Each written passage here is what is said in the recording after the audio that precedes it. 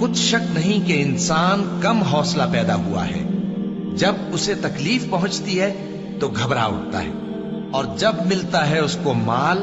تو بخیل بن جاتا ہے۔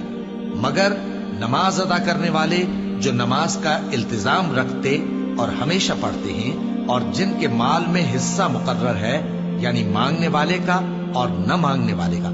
اور جو روز جزا کو سچ سمجھتے ہیں، اور جو اپنے پروردگار کے عذاب سے خوف رکھتے ہیں، بے شک ان کے پروردگار کا عذاب ہے ہی ایسا کہ اس سے بے خوف نہ ہوا جائے۔ اور جو اپنی شرمگاہوں کی حفاظت کرتے ہیں مگر اپنی بیویوں یا باندیوں سے کہ ان کے پاس جانے میں انہیں کچھ ملامت نہیں، اور جو لوگ ان کے سوا اور طریقے ڈھونڈیں تو وہ حد سے نکل جانے والے ہیں، اور جو اپنی امانتوں اور اپنے عہد و پیمان کا پاس کرتے ہیں، اور جو اپنی گواہیوں پر قائم رہتے ہیں، اور جو اپنی نماز کی پابندی کرتے ہیں، یہی لوگ جنتوں میں عزت و اکرام سے ہوں گے۔